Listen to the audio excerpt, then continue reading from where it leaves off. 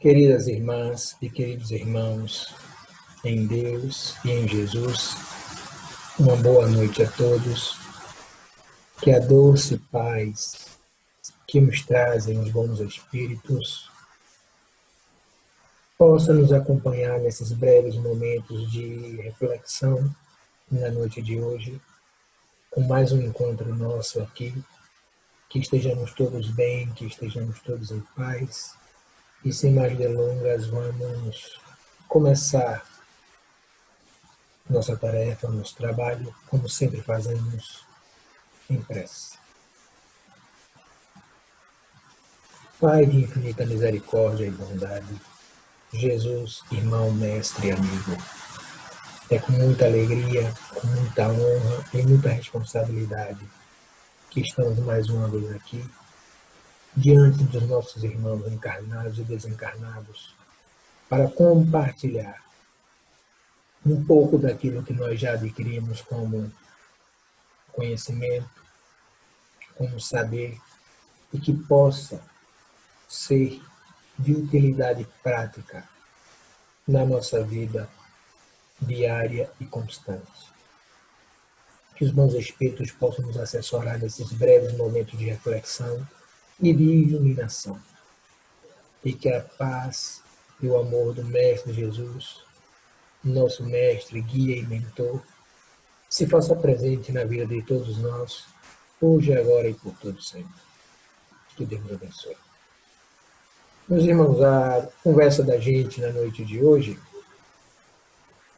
é algo que entendo eu e acredito eu que todos vocês que estão nos vendo e todos os nossos outros irmãos e confrades de outras instituições, sejam estes trabalhadores assíduos ou não de suas casas espíritas, estejam eles frequentadores ou não de suas instituições, mas fazemos votos que todos, independentemente da condição, da circunstância, estejam fazendo Evangelho no lar. Mas será que eu estou fazendo certo? Ah, mas a fórmula é tão simples, Valdinei. Sim, ela é realmente simples. E é o ideal dela que seja simples, para que todas as pessoas, sem exceção, possam executá-la da maneira mais favorável possível dentro da sua casa. Mas já paramos para perceber qual a função, para que serve o Evangelho no lar? Serve de fato de alguma coisa? Se eu faço as coisas certas, se eu estou conduzindo certo este encontro, o que de fato é o Evangelho no lar? Os elementos em torno e dentro desse momento tão importante. Será que eu tenho consciência clara do que é esse Evangelho? Então, por isso, meus irmãos, que a nossa conversa na noite de hoje é uma reflexão sobre o Evangelho no lar. E, sem mais delongas, nós vamos aqui colocar nosso slide, como os irmãos bem já o sabem, né? A gente vai compartilhar com vocês aqui nosso slide, que a gente sempre gosta de passar para ilustrar melhor exatamente essa, além da própria proposta, que a gente possa ver, mediante alguns elementos importantes, o que se dá, o que se processa nisso. E como título nós colocamos aqui, sagrado, importante e indispensável. Sagrado por quê? Existe uma máxima que diz assim, que a escola seria a nossa segunda casa, o nosso segundo lar. Então, o lar deveria ser, ou deve ser, a primeira escola. Se eu entendo, trazendo para o nosso contexto, que a minha instituição, a instituição que eu faço parte, que me faz tão bem, que me gera benefícios práticos na minha vida, por toda a assistência, por tudo de bom que ela oferta a mim e a tantos outros irmãos, por que não trazer o melhor, levar todas essas benesses para dentro da minha casa, para dentro do meu lar, fazendo uma extensão da instituição espírita, da casa espírita, da atmosfera espiritual, levando isso para dentro da minha casa, do meu lar. Então, de fato, essa sagracidade, por si só, demonstra a importância e por que a gente vai ver que ela é tão indispensável. Ela é necessária. Se você é espírita, se você se diz espírita e não faz evangelho no lar, tem que rever alguns conceitos. Muito bem, vamos trazer aqui algumas questões. Diretamente, é uma reunião. Vejam que está grifado aqui com uma cor diferente, inclusive. Singela, com a família, de diálogos espontâneos, amorosos, encorajadores, edificantes e acolhedores. Singela porque a sua execução ela não pode ter muita complicação, muita coisa que vá fazer como se fosse algo totalmente fora do comum ou que fosse inviabilizada a sua ação, a sua execução. Para tanto, essa singelez, eu estou usando muito neologismo, nem sei se essas palavras existem, mas enfim.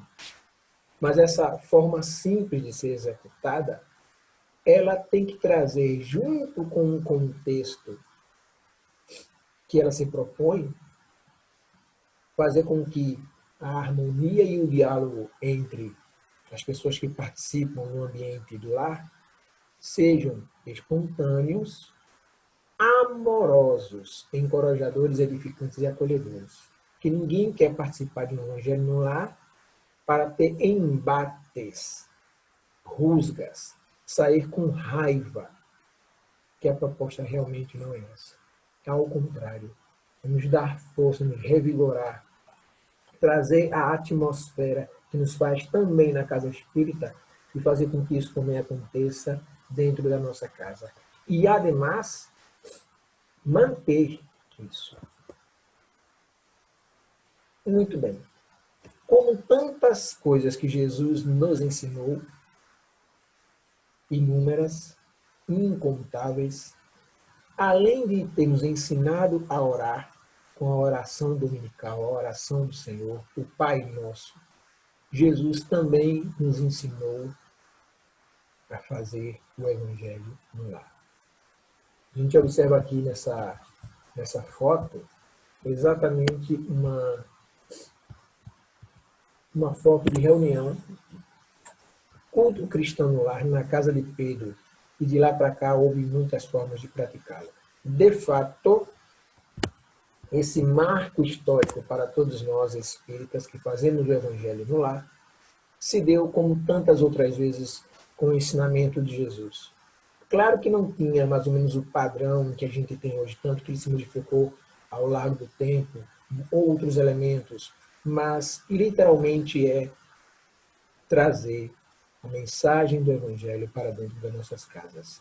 Vejam, em outras instituições religiosas, cada um tem o seu modelo.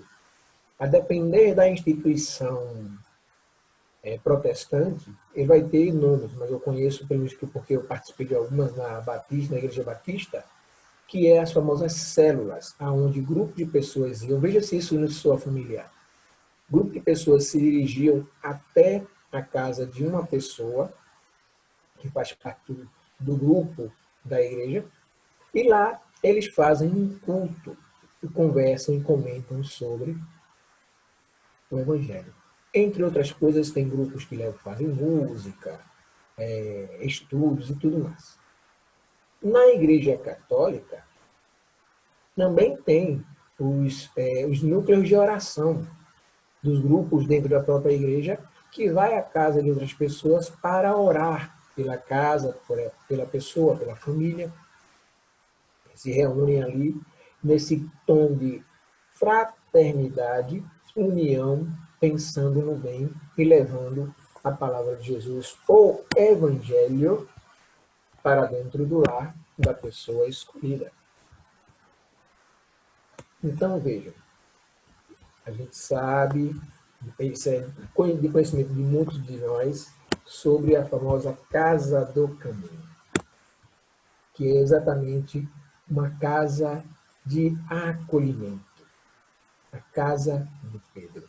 A Casa do Caminho, então, nasceu da irresistível e natural vontade de que todo homem espiritual sente de se unir voluntariamente a Jesus para formar um grupo de pessoas afinizadas com a prece, com o estudo, com o trabalho e com a vivência evangélica.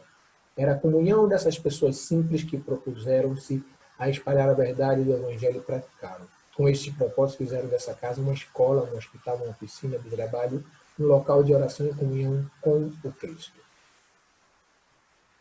Essa Casa do Caminho, além de dar pouso para o viajante, ela cuidava do indivíduo e colocava a semente do Evangelho de Jesus no coração daqueles que procuravam essa casa.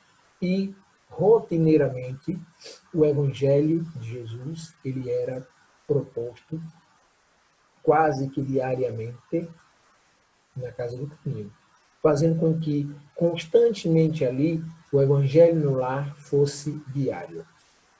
Claro que na nossa rotina, no nosso modo de viver hoje, e as circunstâncias mudaram, são totalmente diferentes, existe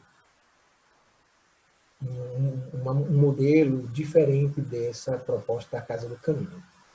Mas a gente vai ver que o nosso modelo, podemos dizer assim, ele é um modelo que ele nos ajuda, nos facilita muita coisa. Então, para que serve a finalidade, a função? Se nós perguntássemos individualmente a cada um dos irmãos, muito provavelmente cada um poderia dar para todos nós aqui uma resposta diferente e que toda ela, com certeza, vai estar certa. Porque como a pessoa sente que o Evangelho lhe traz determinado benefício. Então, ela tem muitas questões que envolvem, que são de natureza pessoal e coletiva, levando em consideração que estamos fazendo o Evangelho para o lar, para o núcleo familiar e para os espíritos que comungam conosco do nosso espaço psicosférico, da atmosfera da nossa casa, que é outro ponto importante que nós vamos tratar dentro de pouco tempo. Mas, óbvio que se a gente for perguntar para que serve, a gente vai saber que tem outras questões importantes. Por que está esse slidezinho aqui com uma série de canais de streaming? Pois bem, imaginemos que você convida a sua família para assistir um filme ou uma série no Netflix, ou qualquer que seja o canal de streaming que você está acostumado a ver esse tipo de entretenimento. Se você assistir um filme de ação, quando termina o filme, você está com uma adrenalina lá em cima, sabe? Está aquela coisa energética por dentro. Se você assistir um filme de comédia, você passa o filme rindo, termina o filme, você está ainda com aquela sensação de leveza, de ter rido bastante, de ter olhado a história. O filme de suspense prende a gente no sofá, à espera de que algo vá acontecer, de descobrir algum mistério. Um de terror provoca, sabe, aquela ânsia, aquela coisa que domina a gente por dentro e a gente fica apreensivo e tudo mais. Ora, se nós carregamos todo esse tipo de energia quando a gente vê um filme, uma série, qual é a sensação que vai permanecer em nós quando nós fazemos o Evangelho no lar? Qual é a sensação? Um bem-estar inimaginável. Então, literalmente,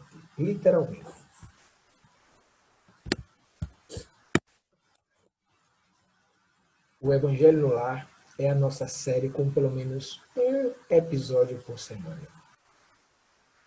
É aquele episódio que você vai reunir a sua família e vai, de maneira diferente desses canais de streaming, você não vai ser um espectador passivo, você vai ser um agente protagonista e ativo dessa série. É a nossa série com pelo menos um episódio por semana. E detalhe que nos faz bem.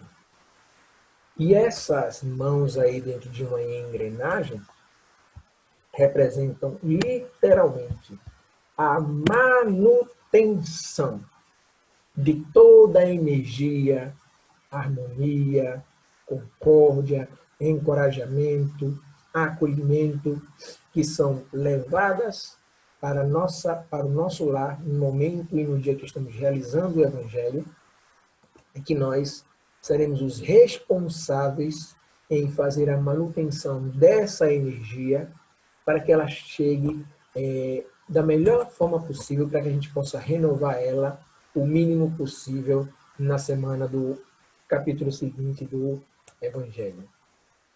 Então, essa manutenção dessas energias diz respeito a todos que vivem na casa, todos que vivem neste lar.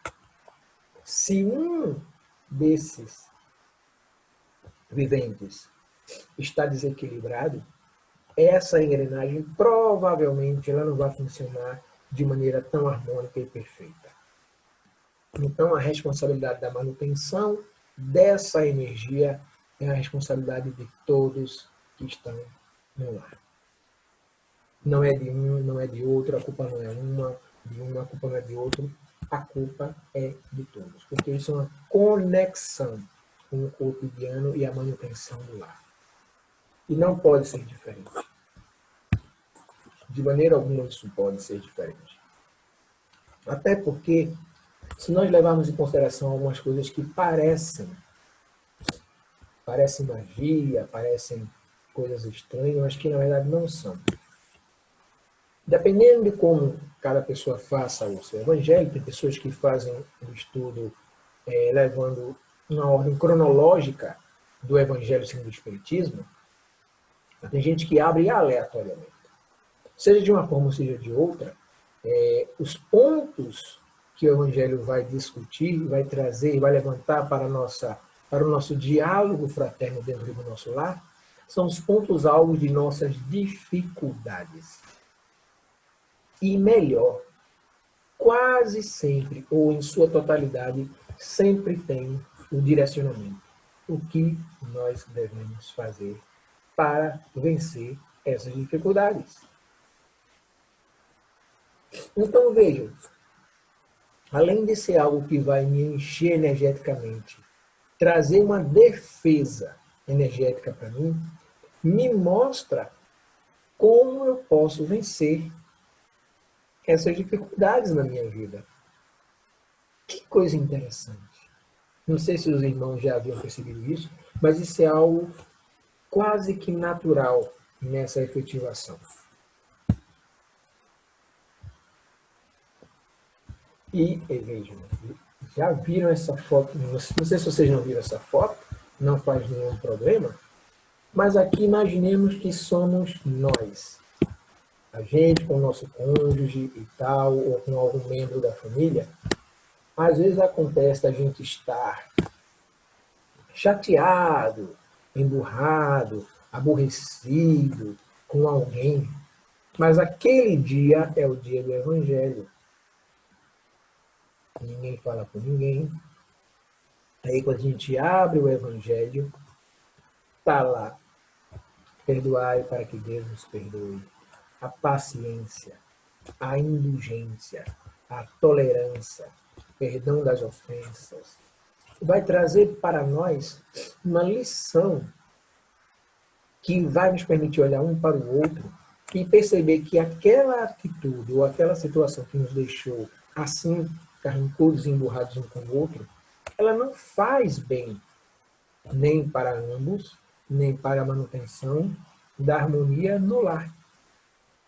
Então, às vezes, nós nos falando em casa e na hora do evangelho cai uma lição de necessidade coletiva. Não é, olha, tá vendo? É para você que fez isso comigo. Não é assim. Lembre que a responsabilidade é de todos, o dever de cuidar é de todos. Então, não é aleatório, não é à toa, é a mão amiga dos espíritos, também amigos, que vai nos conduzir para aquela lição de reflexão coletiva, dizer, olha, meus irmãos, trabalhem isso na vida de vocês, que tudo vai dar certo, tudo vai melhorar, que isso não tem o porquê de existir, esse comportamento tão grosseiro entre ambos, ou entre a família. Então é um ponto fundamental para nós observarmos o quanto o Evangelho nos traz essa importância maravilhosa. E aqui a gente vai agora começar a trabalhar um pouco sobre um pequeno padrão ou modelo de como realizar o Evangelho no lar. Desculpem, meus irmãos. Como faço eu, Valmir? Eu sei que dentro de todas as instituições espíritas existem orientadores, trabalhadores que já estão disponíveis para implementar o evangelho na casa daquele irmão recém-chegado ou daquele irmão necessitado, para que ele possa dar continuidade a partir depois deste marco inicial no lar. Mas antes de qualquer coisa, a gente precisa escolher um dia e um horário onde nós entendemos que todos que são da família, que vão participar e que devem participar, estejam ali.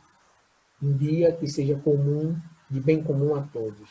Um horário em que respeite exatamente esse momento que todos estejam e, ademais, a gente saiba que não seremos atrapalhados por nenhuma circunstância interna. Por exemplo, o entregador, ou família chegando de surpresa para de repente, ou família, ou amigo, ou vizinho chegando de surpresa para nos fazer uma visita. Se isso acontece, inclusive, o ideal é que nós façamos o convite para que participem conosco, caso queiram, ótimo. Se não quiserem também, tudo bem. A gente volta para realizar a nossa tarefa, para realizar o nosso evangelho. Então, o dia e o horário são de fundamentais importância.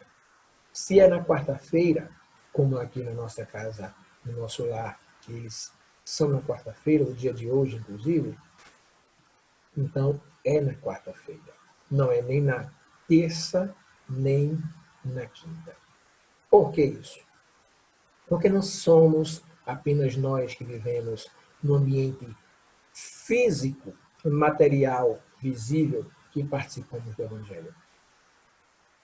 O mentor da nossa casa, ele traz seletivamente um número muito grande de espíritos que precisam ouvir a palavra do Evangelho, que necessitam escutar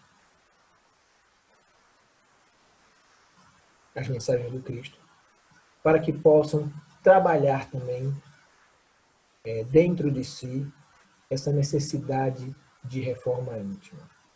Ah, Valdemir, mas eu sou o único espírita da casa, ninguém mais quer participar. Faça sozinho. Encontre um canto reservado na sua casa, no seu lar, e faça o evangelho. E detalhe, já que você vai fazer sozinho, você vai ler em voz baixa. Não. Existem muitos espíritos que necessitam ouvir, que não têm a capacidade ainda de captar pensamentos. Eles precisam ouvir a nossa voz para escutar e para saber o que está tratando ali aquela lição. Então, mesmo que você seja o único membro da família que faz o evangelho, faça. Em nome de toda a família, em nome do seu lar e também em respeito àqueles irmãos que participam no ambiente espiritual da nossa casa, do nosso lar, desse evangelho. Saiba que talvez visivelmente você esteja sozinho, mas espiritualmente nós nunca estamos sozinhos.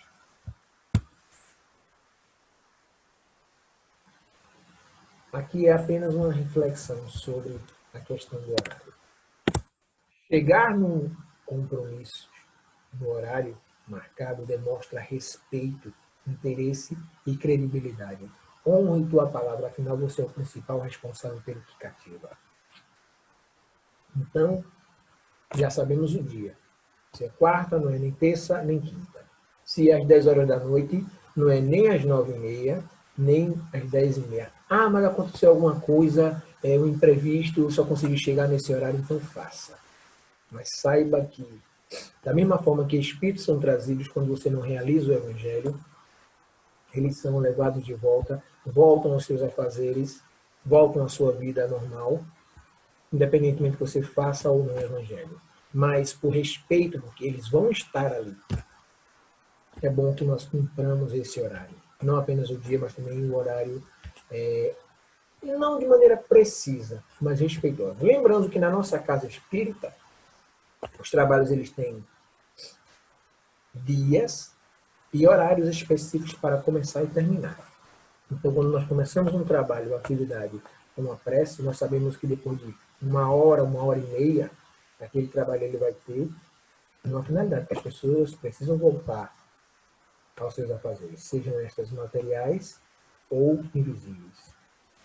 Então, é importantíssimo, meus irmãos, que a gente tenha atenção e cuidado a este ponto. Eu posso também, Valdemir, de repente, colocar mais coisas no Evangelho? Cuidado, meus irmãos.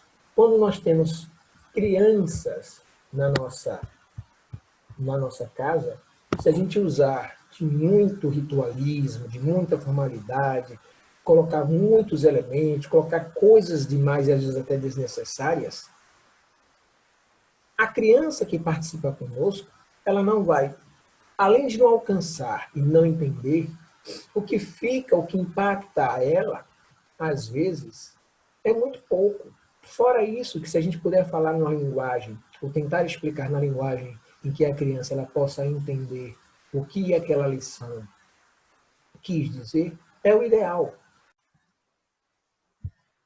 Então, os irmãos, eu posso sim incorporar algum livro para, algumas pessoas dizem, harmonizar esse momento. E depois eu posso até escolher. Tem gente que gosta muito do livro de sabedoria, mas lembrando, o livro essencial para a realização do Evangelho é o próprio Evangelho segundo o Espiritismo. Esses livros, eles, ao prazer de quem queira realizar o Evangelho com esses livros, tudo bem. Mas lembrando que não são elementos obrigatórios para tal. Ademais disso, algo fundamental e importante, assim como nós levamos a água fluidificada para ser fluidificada na nossa instituição, nós também colocamos dentro da nossa casa, no nosso lar, água para fluidificar. O ideal é que a gente faça igual fazemos no centro. Que cada um tenha o seu repositório, seu copinho, sua garrafinha particular, para que sejam depositados ali um remédio, um medicamento particular necessário para cada membro. Mas aí você pode dizer, mas eu boto uma jarra e serve para tudo. Sim, tudo bem. Então vai ser algo meio que genérico, vai ser algo mais comum e tudo mais. Mas se você coloca de maneira individualizada, essa água também ela vai ser fluidificada de maneira individualizada. Certo? Ponto importantíssimo. E aqui, como nós já sabemos, quem já fez, trabalhou muito esses momentos de fluidos aí, pela ação da vontade do espírito, a água irá captar o fluido magnético deste espírito e vai absorver as características dos fluidos que foram colocados sobre ela. Se a proposta da harmonização, da fluidificação da água é dar a gente coisas boas, então por isso que a proposta do Evangelho é de trazer as melhores energias possíveis. Se a gente faz acusando um ao outro, né, brigando um com o outro, então as energias que estão sendo manipuladas ali serão energias muito misturadas. Os espíritos vão colocar energia boa e a gente atrapalhando com os nossos filhos para que essa energia ela possa ser melhor absorvida por nós.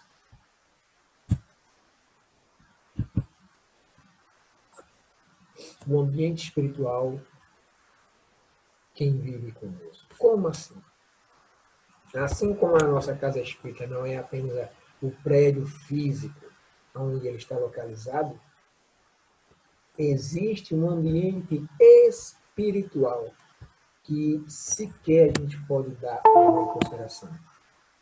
Os videntes, às vezes, têm essa capacidade de observar, de ver, de saber, mas a grande maioria de nós não. E olha, meus irmãos, a quantidade de espíritos do mundo invisível que chegam às nossas instituições não é pequena. Agora, imaginemos que também na nossa casa, a gente vai ter a nossa vizinhança, a gente mora num prédio, os vizinhos de cima e de baixo, fora toda a vizinhança, num raio de alcance que nós estamos inseridos. Então, não é apenas o ambiente espiritual doméstico, mas também é o ambiente espiritual de toda a vizinhança. E quando eu levo a palavra de Deus, a palavra de Jesus, para dentro do meu lar, eu meio que atinjo a todos que participam e eu levo e irradio essa energia para todos os lados, atingindo, favorecendo não apenas meu ambiente doméstico, mas toda a vizinhança no raio de alcance em que essas energias possam chegar.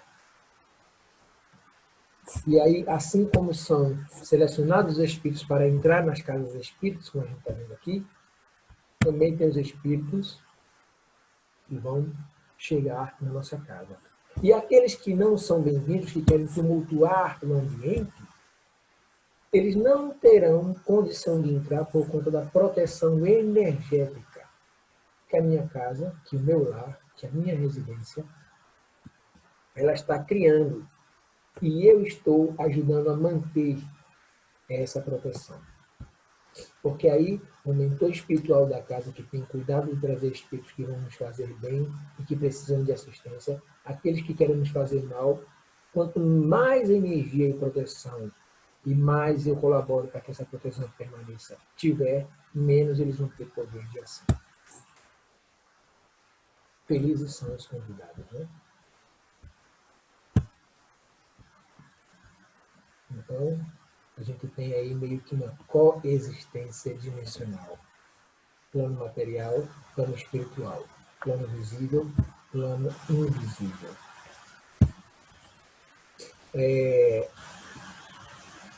Tem aqui, meus irmãos, que faz uma menção honrosa, que é sobre um fato importantíssimo. Muitos de nós somos médiuns que classificamos como médiuns ostensivos, aqueles que têm a mediunidade de maneira mais aflorada e que utilizam dessa mediunidade para os trabalhos, principalmente dentro das instituições. Quando equilibrado, quando estuda o médium, sabe que o local de atividade mediúnica é num ambiente controlado dentro da casa espírita, com dirigentes e coordenadores que podem dar a devida assistência a esse médium. Então, nenhum outro lugar é seguro para que o médium ele possa atuar mediunicamente, dando passividade para psicografia, psicofonia e qualquer outra manifestação mediúnica. O ideal é que seja num ambiente controlado. Então, na hora do evangelho no lar, também não é um local adequado para essa ação. Não é. Ah, mas aumentou da casa, o mentor do lar, o espírito amigo, o mentor da casa, se não for por algo muito excepcional, ele é alguém que conhece, ele era alguém que é educado moral e espiritualmente. E ele sabe que aquele momento não é hora para isso.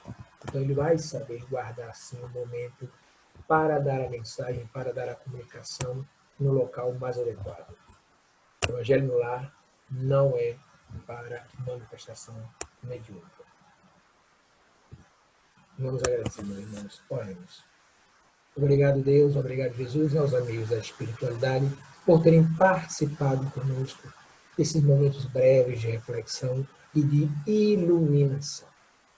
Que a doce paz do Mestre Jesus, que essas energias maravilhosas que foram trazidas e depositadas nesses breves momentos possam se expandir, irradiar e atingir o máximo de pessoas possíveis para que todas elas possam, assim como nós, serem beneficiadas. Que cada irmão nosso, encarnado e desencarnado, que necessite de assistência e de ajuda, sabemos que a ajuda há de chegar e que todos serão atendidos de acordo com a necessidade e merecimento que cabe a cada um. Por isso, meus irmãos, agradecemos por tudo mais uma vez, a presença de tantos irmãos aqui de ambos os planos, e que Deus nos abençoe hoje, agora e por todo sempre. Muita paz, meus irmãos, e até a próxima, se Deus quiser.